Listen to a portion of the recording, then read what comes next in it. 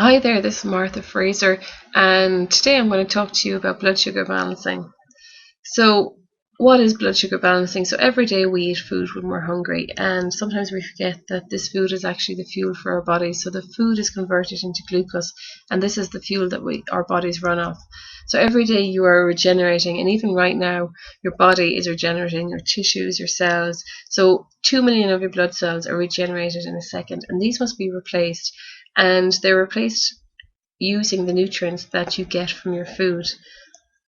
So making your body out of what you eat is what you're doing when you're eating your food. So you are creating the body that you are by choosing the food that you eat.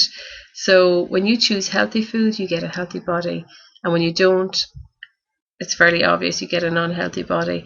So as you can see, the body here on the left, the visceral fat that's around the organs, this person's choices aren't um, the healthiest.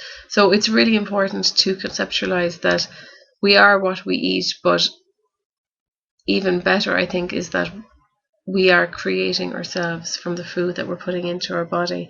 So making that connection might make the next time that you choose something, you might make a healthier option in the food that you choose to eat. So there are a couple of different taglines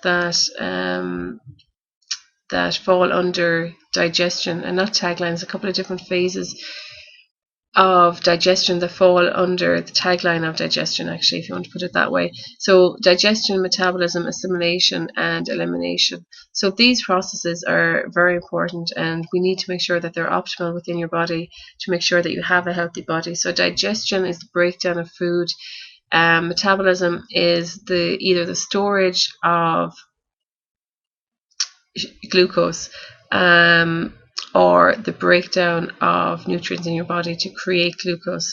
So basically, metabolism is the creation of fuel for your body, and assimilation is basically the breakdown of the nutrients that you're eating and including those nutrients within your body. So creating other compounds out of the nutrients that you're eating to make sure that you can grow your body from the various different compounds that it needs. And the final phase then is elimination. So elimination is so important. It's very important that you need to take a moment to address your stool movements. Do you have regular stool movements on a daily basis? So basically you're looking for a long stool that's easy to pass, no pain, no cracks in it. If there's cracks in it, it's a sign of dehydration, and a nice dark brown colour. So if you're not having a stool movement every day, then you might need to address that and increase your water intake and your fruit and vegetable intake.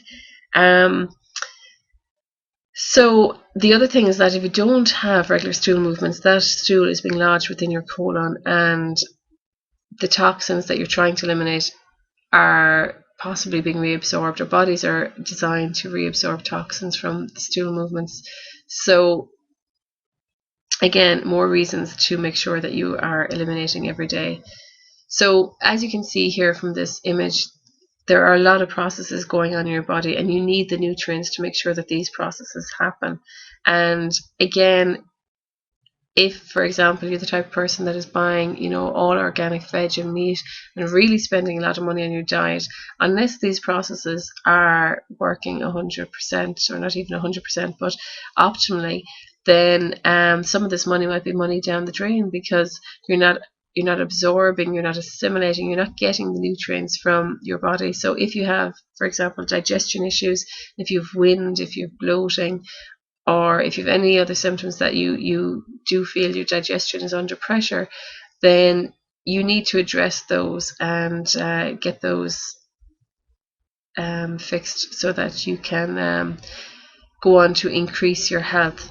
So what does this all have to do with blood sugar balancing? So having, I guess, healthy digestion and metabolism, assimilation, and elimination is all part of getting the right nutrients into your body to have balanced blood sugars.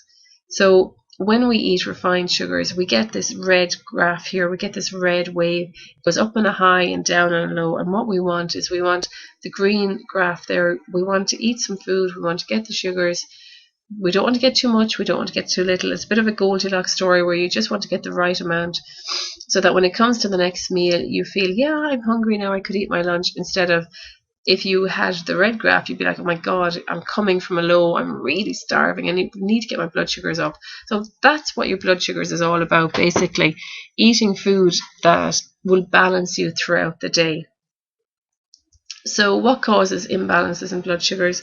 So when you do not eat regular meals, so for example, if in the morning you go with a long period without eating your food, you get up in the morning, you don't have your breakfast, and you go, oh gosh, I'll get something at work, and then it turns into 11 o'clock, and then even for some people 12 o'clock before they might eat something. So you've gone all morning and all night without food, and you're asking your body, you're saying, right, look, I need to function, and I need you to work while I'm getting all my work done. So you're asking your body to function without giving it fuel. So eating refined foods, as we just saw there in the graph, you can get the highs and the lows from refined foods, or drinking stimulants such as tea and coffee. So it's really important that we eat a diet that's balanced, really, in sugars, and with low sugars if possible. This eating a poor diet, really, along with stress, causes your stress hormones, cortisol and adrenaline, to be released, and these can also cause an increase in blood glucose levels. So not only are we looking at improving your diet, but we're also looking at reducing the stress, and addressing both of these will balance your blood sugars. So when you do have high blood sugars, having a lot of sugar in your bloodstream can actually cause inflammation to the vascular system. So it's like having, like this image here, an overflowing tank. So although water is fine, if there's too much of it, it can damage the cells that are around it. So it's very important that once we learn that we can learn how to control our blood sugar levels. So just after eating, we store glucose and energy. Now there's two ways in which it's stored. There's a short-term way and a long-term way. So our bodies store glucose as glycogen in our liver and our muscles, and there's around a 4 to 5 hour of stored glucose in our liver and muscles. And then of course there's the long-term solution, and that's as fat. So if you have fat in your body, then it basically is saying that you have, you've eaten too much and your body has stored this as fat. And as we all know, fat metabolism takes more time to break down the fat in the adipose tissue and to get the glucose out.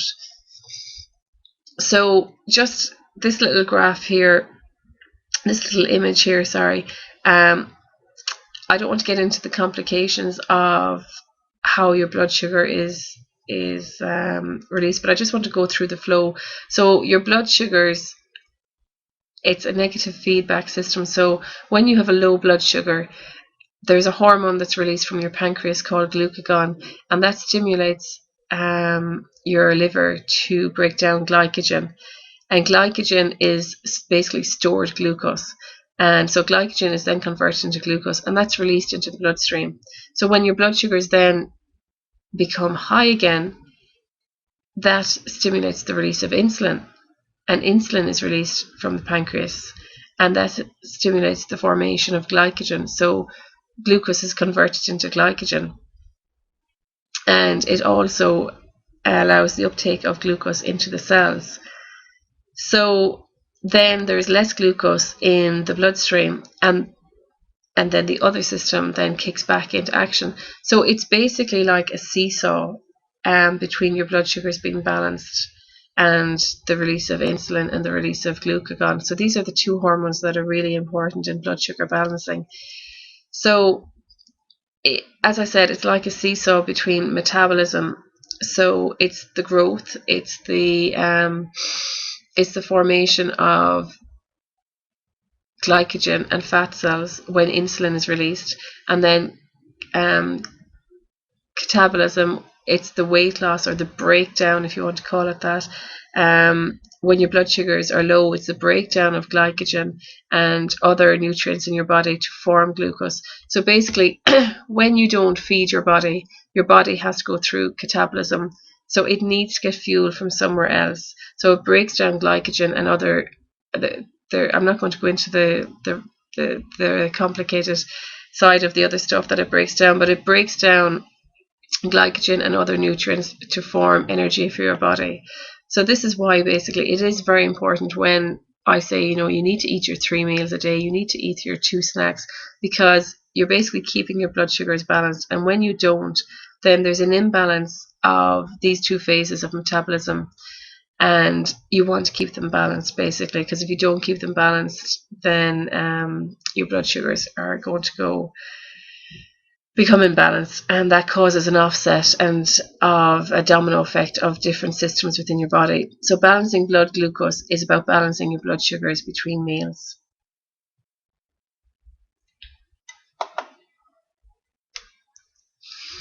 So what are the effects of low blood sugars?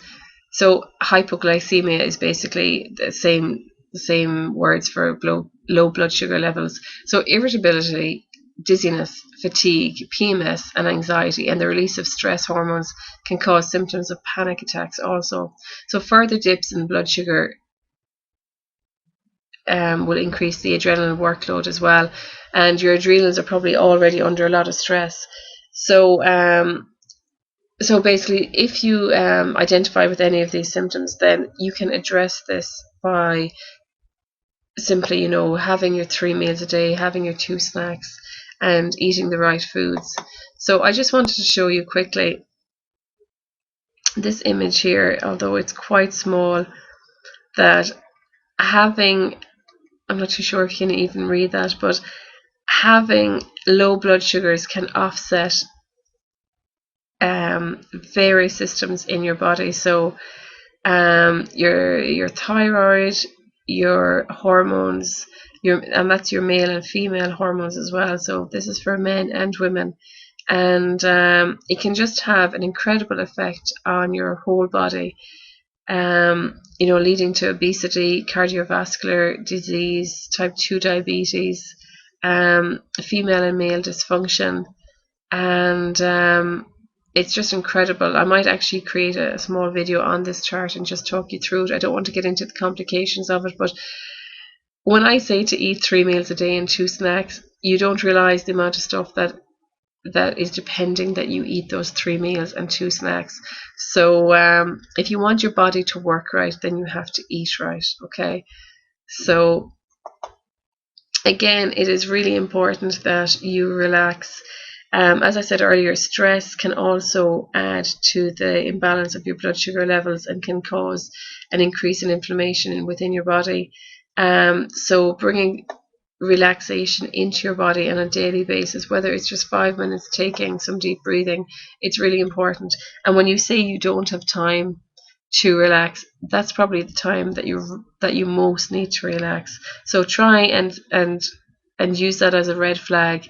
Okay, when you say, oh my God, I don't have time to relax, just say, okay, red flag, okay, I'm going to take 5 minutes, even if it's when you go to the bathroom. Okay, so everyone needs to go to the bathroom.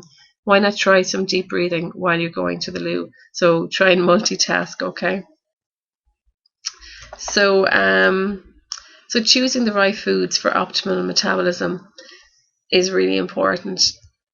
Choosing to eat more protein at every meal, 3 meals a day, and 2 snacks of fruit, nuts and seeds, oat cakes, nut butters, healthy cereals, and to eat every 2 to 3 hours is really important. So that's just a quick overview on what your blood sugars is all about. I'll probably do part 2 and 3 of this as well. So I hope this helped, and I hope you understand it. And if not, I'd love to hear your questions. Okay, thanks very much.